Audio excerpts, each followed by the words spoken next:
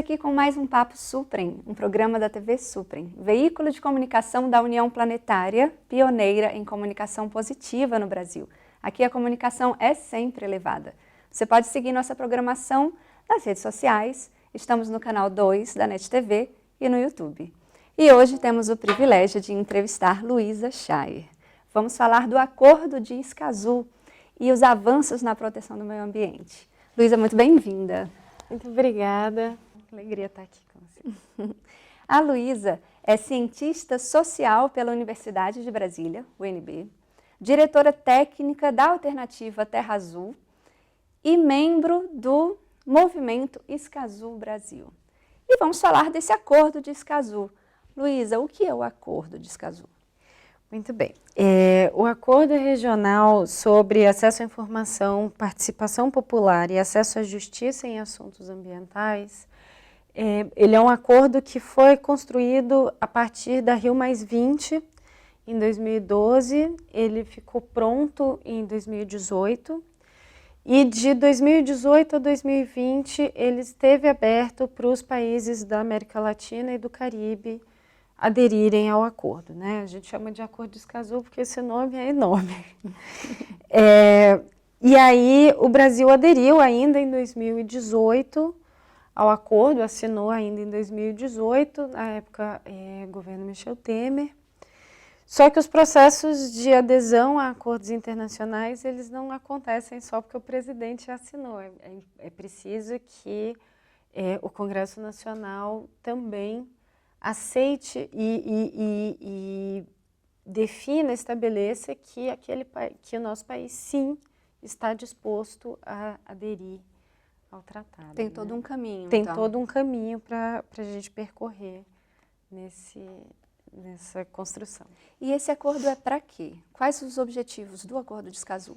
Então, o Acordo de Escazú, ele é um acordo bastante pioneiro na América Latina e no Caribe, e ele tem quatro pilares, principalmente, né? Que é a participação, a informação, a justiça e a proteção aos denunciantes. E isso é muito, muito inovador, né? Porque a gente já tem no Brasil alguma coisa sobre participação social, sobre transparência, né? Sobre justiça, obviamente, mas a questão da proteção a denunciantes, ela realmente é bastante inovadora. Porque eles são muito perseguidos. De Chico Mendes a Bruno Pereira, a gente tem um arco histórico bastante trágico em relação a como o nosso país trata os defensores ambientais e dos direitos humanos. Então, na verdade, é uma inovação essa proteção aos defensores do meio ambiente. Sim, em termos institucionais, definitivamente é uma inovação. Que maravilha. E ele só visa a proteção desses defensores do meio ambiente ou ele protege o meio ambiente? Fala um pouquinho mais sobre o acordo. Ele é um acordo que parte da premissa de que, através da participação e da transparência, a gente consegue controlar melhor o que acontece. Então, se você tem os dados ambientais, se você tem os dados de georreferenciamento, se você tem os dados de atuação policial, atuação do Exército em determinadas áreas, você consegue ficar de olho, você consegue entender como que a coisa funciona. Inclusive porque no Brasil a gente tem um problema que vem se desenvolvendo já há vários anos, né, que é essa violência na floresta especificamente, que está muito associada a narcotráfico, a tráfico de bens biológicos, né, de madeira, de espécies raras. Toda essa criminalidade é criminalidade. Uma vez que você está à margem da lei, você quer ficar fora do escopo da informação, porque a partir da informação você consegue controlar. E uma vez à margem, você realiza todas as atividades que você bem entender, né? Então, com a participação e com o controle, com proteções específicas, você protege quem protege. o meio ambiente. É mais ou menos essa a lógica também. E essa participação na tomada das decisões públicas com relação às decisões do meio ambiente, voltadas para o meio ambiente, também tem agora a participação do público? O Brasil ele já tem alguma legislação em relação à participação pública em diferentes áreas, né? E dependendo do governo de turno, é claro, essa participação ela tende a ser mais estimulada ou menos estimulada, né? A gestão ambiental ela é um tipo de gestão que a gente já tem alguma participação mais consolidada com os conselhos, né? Tem o Conselho Nacional, tem os conselhos estaduais, municipais, que eles já são uma forma de participação. Mas é claro que a gente sempre pode aprofundar essa participação e ampliar o escopo da tomada de decisão, né, da consulta para a tomada de decisão e do próprio processo. Perfeito. E o acordo, ele foi assinado por muitos países? Tem uma ideia de quantidade?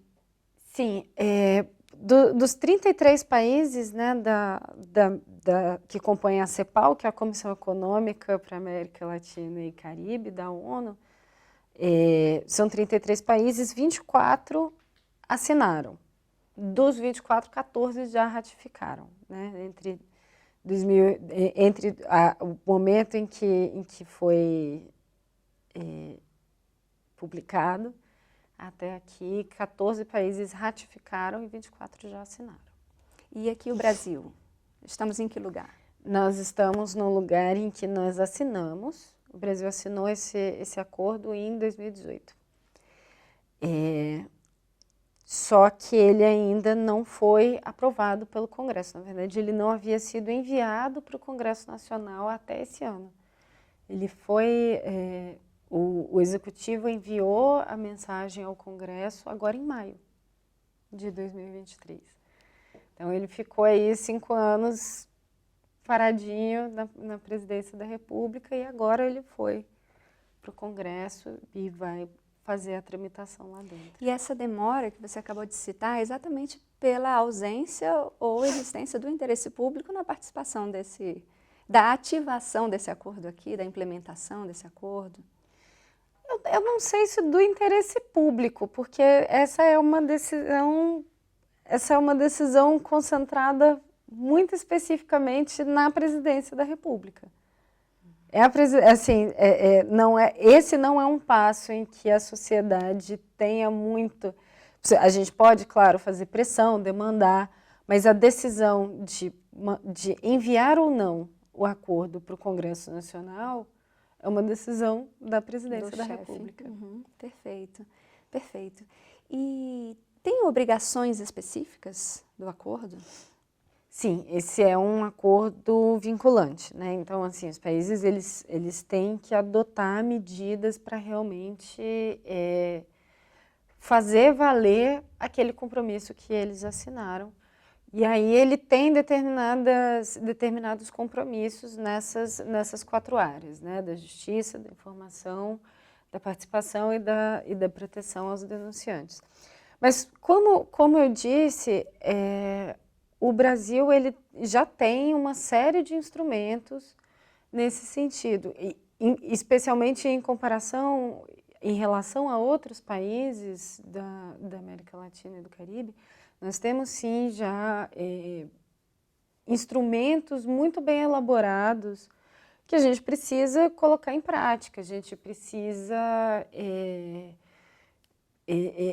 da densidade, dar mais substância para essas instâncias de consulta, para essas instâncias de participação, mas que elas já são, de certa forma, previstas. Então, existe um caminho muito mais bem desenhado para o Brasil nesse sentido. E como que você falou das substâncias que a gente precisa implementar, né?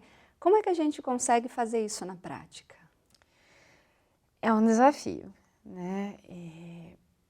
Porque você abrir a tomada de decisão para participação Isso significa, em certa medida também, você abrir mão de determinados controles. Porque quando você fala, queremos que a sociedade participe, você não pode dizer qual sociedade você quer que participe. É aquela ali que está dada, todos os integrantes dessa sociedade.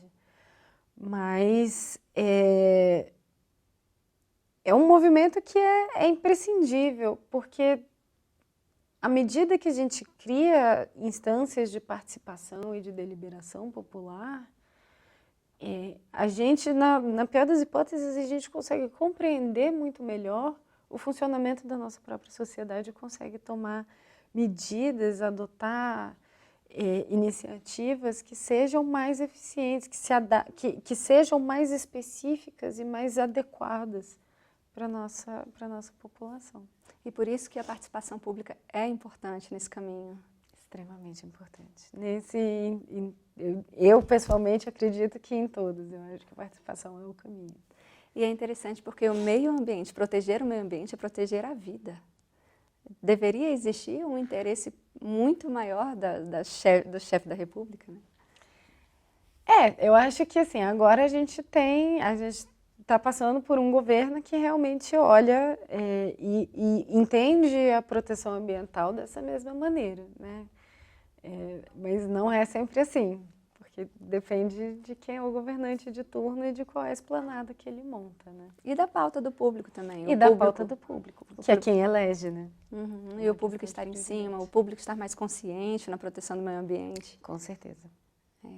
Não só no executivo, mas também no legislativo, né? O legislativo ele é um poder que é bastante permeável também à participação, às demandas das pessoas, da sociedade, do eleitorado de um modo geral, né?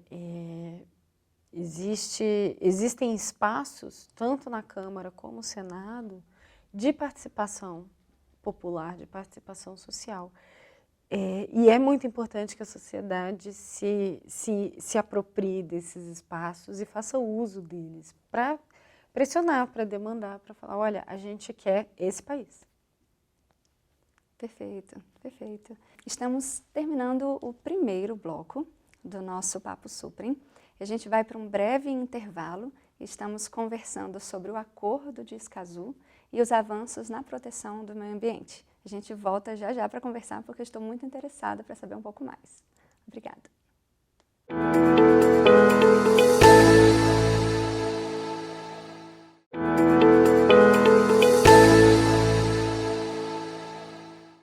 Estamos de volta com o nosso segundo bloco do nosso Papo Suprem. E aqui estamos entrevistando Luísa Schaer sobre o Acordo de Escazú e os avanços na proteção do meio ambiente. Luísa, muito bem-vinda mais uma vez. Obrigada. E Escazú, o que significa esse termo especificamente? Escazú é a cidade onde o acordo regional sobre acesso à informação, participação pública e acesso à justiça em assuntos ambientais foi assinado. Porque esse nome é enorme, né? E aí é Acordo de Escazú, porque ele foi assinado lá. Assim, ele ficou pronto, saiu dali daquela conversa. Então, ele ficou conhecido como Acordo de Escazú. É uma cidade na Costa Rica. Perfeito. E o que se espera desse acordo? Quais os benefícios, quais as vantagens de assinar esse acordo, de termos esse acordo em pleno funcionamento? Pois é um acordo que ele vem para reforçar e fornecer instrumentos e bases legais para que os países possam melhorar a sua governança ambiental. Então, você consegue trabalhar desde iniciativas para redução de gases de efeito estufa, combate, como eu disse mais cedo, ao tráfico de madeira. Você consegue, por exemplo, através de uma governança ambiental mais transparente e mais participativa, você consegue fazer uma rastreabilidade da cadeia produtiva, por exemplo, Perfeito. Muito mais interessante, muito mais fidedigna. E isso traz grandes vantagens agora, não só por uma questão de crise climática, que a gente precisa trabalhar a nossa resiliência e a nossa adaptação, e a gente precisa, obviamente, fiscalizar a produção agropecuária no mundo todo, não é uma coisa específica do Brasil, nós precisamos ficar de olho. Com certeza. Isso alavanca uma série de instrumentos e de possibilidades, inclusive para os próprios produtores e para as próprias pessoas que vão comprar aqueles produtos. Interessante. E os desafios? Quais os principais desafios? Bom, sempre que a gente vai fazer uma coisa nova, né, existem desafios que são particulares à ambição que se tem, né? No nosso caso, a gente tem, obviamente, que uma vez aprovado pelo Congresso Nacional, a gente tem todo um desafio relacionado ao arcabouço legal do país, né? A gente precisa colocar a nossa legislação de acordo com esses compromissos que foram assumidos pelo país. E existem os próprios desafios de implementação a partir disso, mas existem também os desafios de conseguir aprovar esse negócio. É uma conversa muito ampla que a gente precisa ter. Precisamos sentar à mesa com muitos atores, muitas pessoas de muitos lugares e posições até muito diferentes.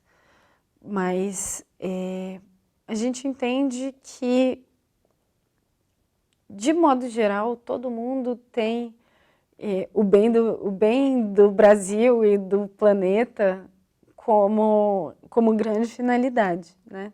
E eu acho que a gente, partindo disso, a gente consegue ir longe, a gente consegue construir muita coisa. Amém. E o papel da sociedade civil e das organizações não governamentais, até para facilitar um pouco a fluidez desses desafios, tornar tudo isso mais leve, o que você considera? Olha, a sociedade civil ela tem um papel fundamental em qualquer decisão política que um país tome, né? Seja para propor algo, seja para pressionar que algo seja aceito ou recusado.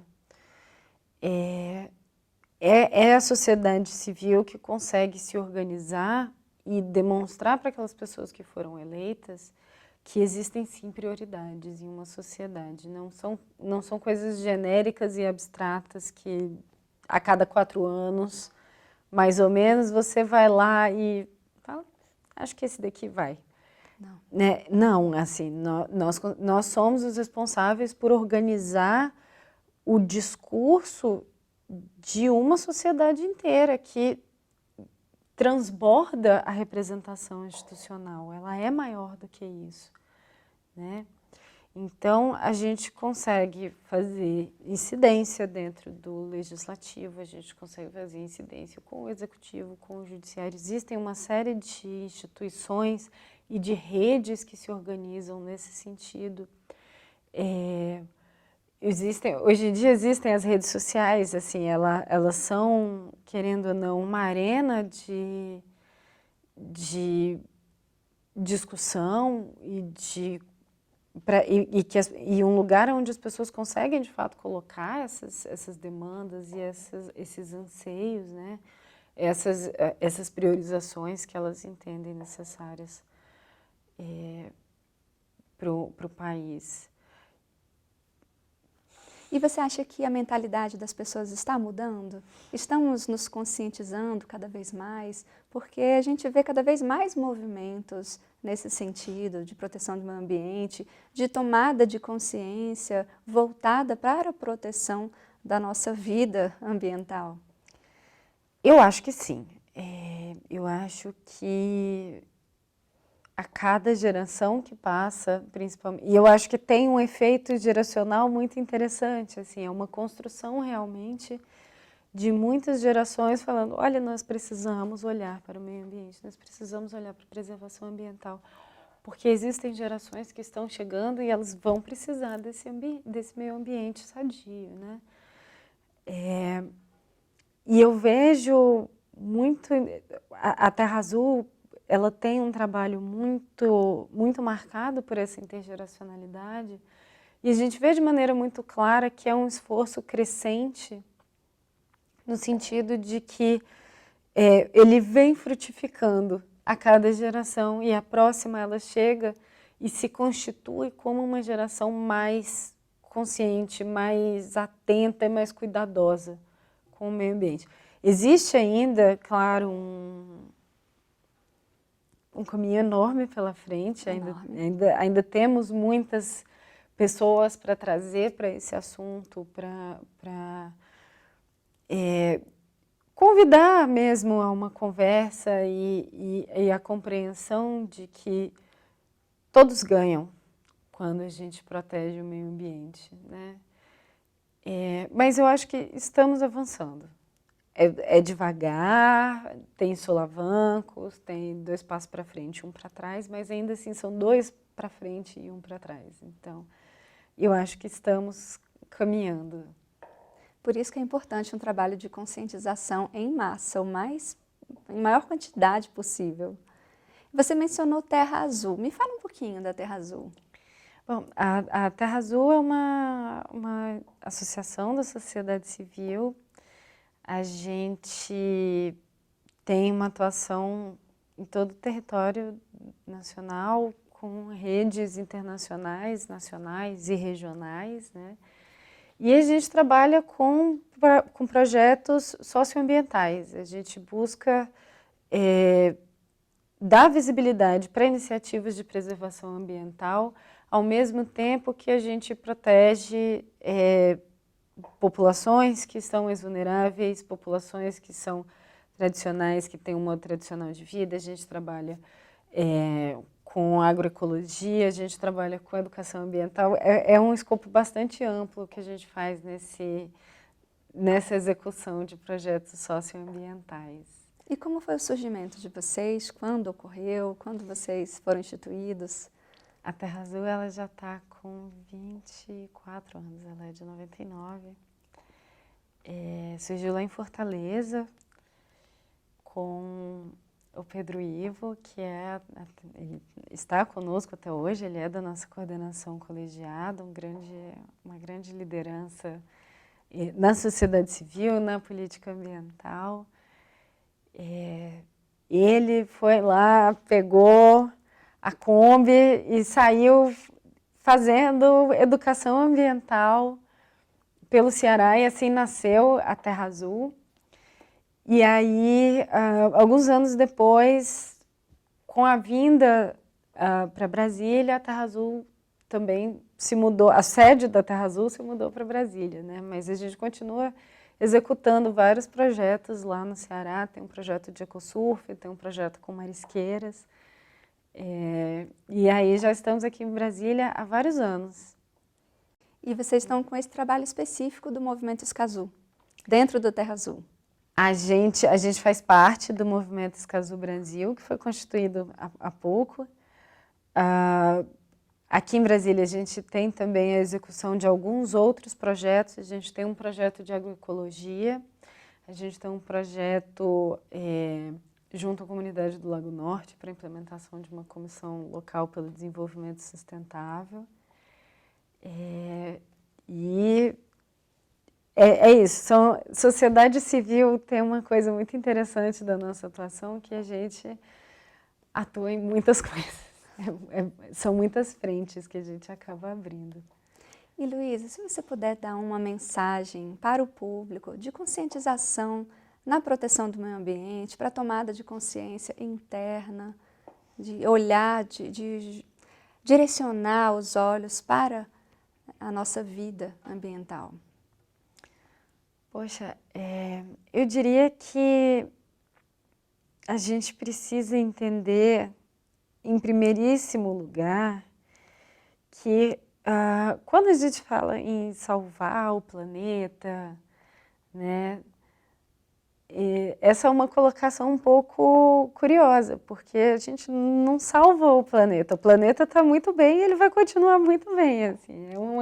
É um esforço que a gente tem que fazer da nossa própria preservação, porque se a gente eventualmente estoura o nosso limite de aquecimento, ou se a gente ultrapassa os limites aceitáveis em termos de degradação da biodiversidade, ou de temperatura e acidificação dos oceanos, a natureza ela vai dar um jeito de se adaptar a isso. A grande fragilidade é nossa. Perfeito. Nós é que precisamos compreender que a nossa vida é frágil e ela é condicionada a um contexto muito específico, que é o do meio ambiente equilibrado como nós temos. Mas ele vai se reequilibrar de outra forma. A gente é que tem que tomar atento e se emendar, porque